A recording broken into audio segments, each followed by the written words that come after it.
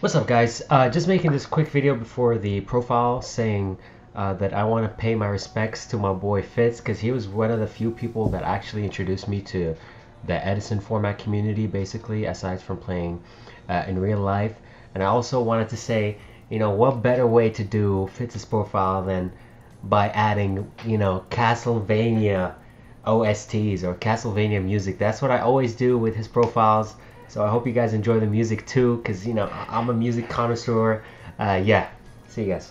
What is up, YouTube? It is your boy Echo YGO coming at you guys with a brand new deck profile. I'm here with my goat, bro. San Diego goat Fitz. What's up, bro? How we doing, boys? Let's go. Hey, we doing good. Listen, this guy. Hey, we come a long way, bro. I did my first ever, low-key, my first ever deck profile, Edison deck profile with Fitz. And he got top 8 at Maryland RBET. And what did you play, bro? Yes, sir. I played my zombies. Zombies, huh? Fitz zombies. And before we get started on the profile, bro, I just want to say, all the SD boys, we're all proud of you, bro. All the San Diego boys right here. Tim OD, Jack, Calvin YGO, 4 Horsemen, bro. We're all proud of you, bro. Appreciate the love. Hell yeah, bro. If you want to give any shout outs to the homies, go ahead and... Yeah, absolutely. Well, shout out Echo YGO. Shout out. Thank you, bro. Shout out all the San Diego boys. All the San Diego boys, bro. Yeah. Crow's Nest, of course. Teammates on Crow's Nest. All the guys in my Iron Discord that bounce ideas off of play tests against. Yeah. I made so many friends. Like, of course, bro. We all love you, bro. You all know who you are. Shout out to all of you. Hell yeah, bro. All right, let's get started. No more. No more. No more debauchery. All right, go ahead. Oh, also shout out to Feel Good Gaming, bro. These guys were the people that hosted the Maryland RBT. They did a great job hosting the event. Yeah, bro. Pretty smooth, squeezing it all in one day. Hell yeah, bro. Yeah, they're cool. All right, let's get started. Yeah, it's zombies, so you play 2 of this guy, because it's a tattoo. And then these are the guys you search off of it. 10-foot D, bro. Yeah, pretty standard stuff. And then to find your goblin zombie, play 3 of these things and 1 of this thing. I like playing 4 recruiters total for consistency. I've dabbled with doing like 2 tomato and 2 turtle in the past, but turtle being a zombie itself, it being able to summon in defense as well as bring out your like zombie master Mizuki in a pinch, just overall the better card. Defense part is huge facts. I was thinking the same. Yeah. It lets you not die, and not dying is pretty tight. Yeah. So that's the zombie package. And then for non-plague spreader tuners, we play the 2 Diva and the Gale. So this is obviously like you start a turn with the Goblin Zombie in play, and you can do crazy OTK type stuff with the 2 tuners in play, and then Gale's like another tomato target, as well as outs problem cards like Vanity's Fiend, lets you go into Black Rose sometimes, just a really good card overall. And then something that was new for this event. Sauce, huh? Slight sauce, yeah. Slice sauce. So I've been playing Triple Caius for a while in Zombies. Yeah. Nothing too crazy here, but for this event, we added a Ryza. Oh, shit. Yeah. Oh, bro's playing frogs. What the hell? Yeah, well, so this is basically supposed to just be a 4th Caius, because like I found in my zombie playing experience, whether it's like sitting on Pyramid Turtles or Goblin Zombies or Book of Life or Instant Fusion, you have a ton of tribute fodder, and I'm just like begging to draw Caius in a lot of game states, and I mess around with like stuff like Legacy of Yada to maybe like draw into my power cards a little more often. But ended up deciding to just like try out Ryza as a 4th Monarch, and it was great for me in testing. I don't think I summoned this once at the event somehow. Damn. I was about to put that in the thumbnail. Now it's like... Yeah, but it was great in testing. I just like never drew it, and I do side it out decent chunk of the time. Like if I'm expecting stuff like Oppression or Vanity's Fiend, I like side down on the Instant Fusion and Book of Lives, and then because of that I have less tribute fodder, so then I take out the Ryza to go with it. But yeah, overall though, I liked it, and I think I'm gonna keep it around. Hell yeah, bro. And then the last monsters are just the limited bombs with Boars and Dark Arms. Gotta play them. And then for spells, I'm on 2 Instant Fusion. I messed around, leading up to the event, I messed around with 3, but I felt it was a little too much.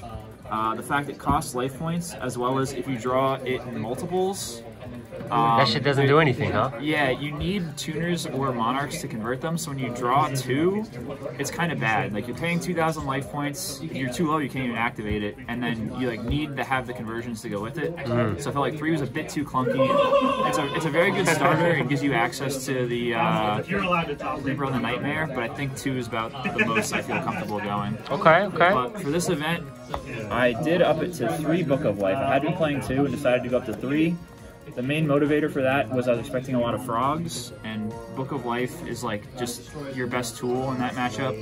Extender that also messes up their graveyard, banish their Treeborn, banish their heroes. It's also just good against the other top decks of like Blackwing Bayou too. Like banish Bayou Sirocco, banish their Blizzard targets, like have their dad rotting in hand. It's just like, if you're not going for the extra cheese of like the heroes plus miracle fusions or like the ultimate offering, like I feel like maxing out on this is just kind of like your best approach to go with the instant fusions. And yeah, you're gonna brick on it sometimes, but it's also just like it's a goated card. Yeah, it's a Monster Reborn with DD Crow attached. Like it's pretty cracked, and like I'll take bricking on it sometimes for the ability to like OTK and disrupt my opponent's graveyard at the same time. Yeah. And the rest of the spells are just 1/0s of heavy MST, Brain Mind, and Allure. Yeah. Nothing too crazy there. And then for traps, some more 1/0s. These guys. Go format. Yes, sir. The Go format staples. Nothing too much to say about that. 2 bottomless. Another standard card. Gotta have it for the Blackwings. And, Sackwings. Yeah, another card that's good against Blackwings, as well as just like in general. I played 3 Deep Prison for the event. Zombies is a deck where you can have a lot of awkward hands, like where you're waiting to either draw your payoff or your setup card.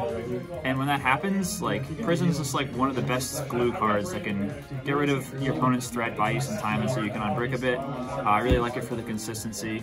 As well as there's a bit of a theme here. Oh. I'll show. Show me the theme, bro. Yeah. So you got 3 of these, 2 of these, 3 of these, and 3 of these. Ooh. So we like banishing our opponent's shit here.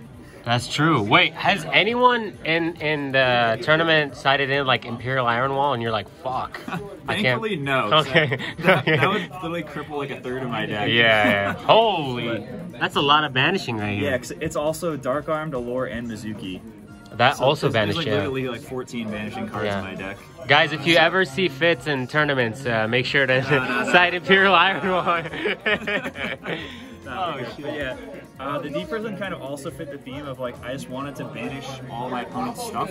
Like like Blizzard, Miracle Fusion, Dark Arm, Judgment Dragon, like all those cards, those bombs that require grave setup. I want to just like banish it all and have like my opponent's strongest cards like rotting in their hand. Wow, and that's... like all the banish effects, including the triple Deep Prison, like kind of helped me do that. That's pretty good. That's dope. And then to finish out the traps, I've been main decking 2 Dust Tornado and Zombies for a while. I think you need at least 1 extra back row hate. You just like need answers to main deck Oppression, or I like how this one answers Whirlwind. You can do Trap Stun instead. I feel like you need some type of extra back row hate because your engine doesn't really out it on its own. You need to open up your kill shots. And then the last trap we play is the win the game button. Who is this? It's signed by Pizza. by Pizza. Oh, Yeah. Anthony Desai. Anthony Desai. He's a cool guy. He's a beast. Yeah, he's That's his favorite card, so he signed it for me. Oh, damn, that's fucked And up. won a few games with this thing. Oh, I bet. Oh, I bet. All right, side or extra? We'll do side. Okay. So side deck for monsters, I've just played these 3 of Dinah, Breaker, and DD Assailant. I have to put that shit in the thumbnail, bro. Maybe. Yeah. I think Corinna from Crow's Nest was the first player. Corinna? She's goated. Ever saw side this in Edison format.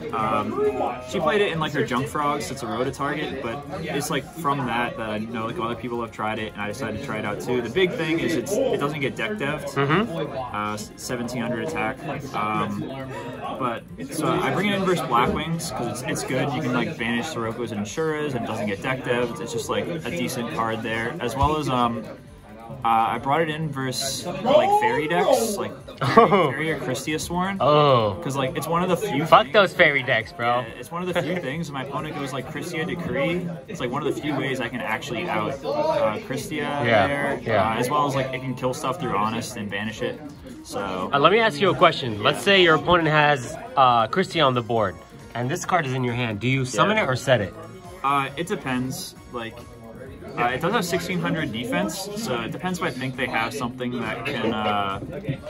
Oh, Alchemist can kill it, right? Yeah, Alchemist could kill it. It depends if I have a read that they have something that they can summon and then swing over it with. Yeah. But if they're just like swinging with the Christie and nothing else, then yeah, I might set it. Because especially if I like set something first that was like dead, yeah, they'll feel safe to swing over the Christie and then they go boom. Hopefully they don't have the Heralds, but yeah, it's a decent card, nothing too crazy, but I do like it. Breaker I love.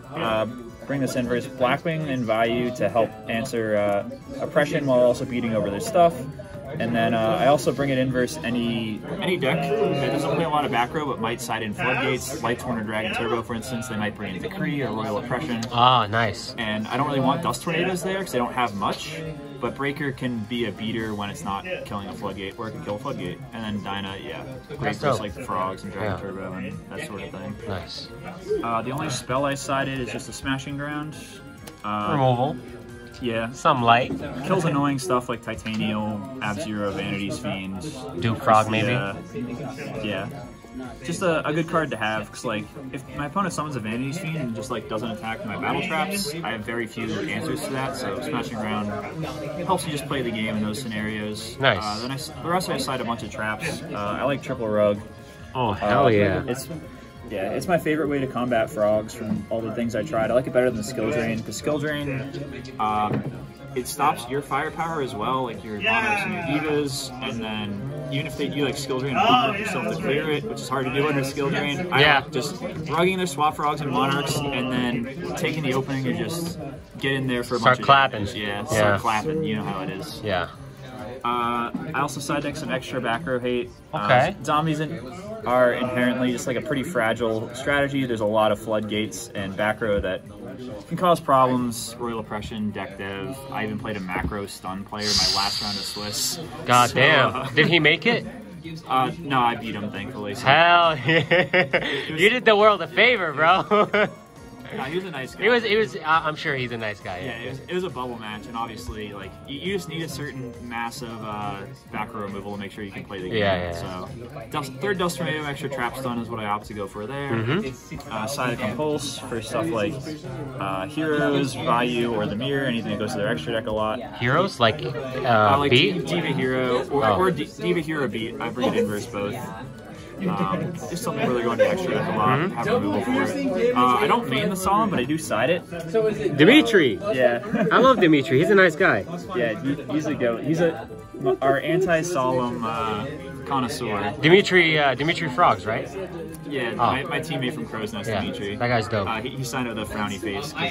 He doesn't like it? He doesn't think I should be my 55, but I don't main it because I don't like it versus either Blackwing or Vayu, but I do like it versus like Frogs, Dragon Turbo, and Lightsworn. Nice. Where you like need to have answers for their unfair stuff, and I'm willing to pay the life there, so I decided to side deck it. Nice. Starlight Road, always just side this. Mind Crush is mostly for Dragon Turbo. I also bring it in versus like Lightsworn. You can hit the boss monsters after they beckon in light, stuff like that.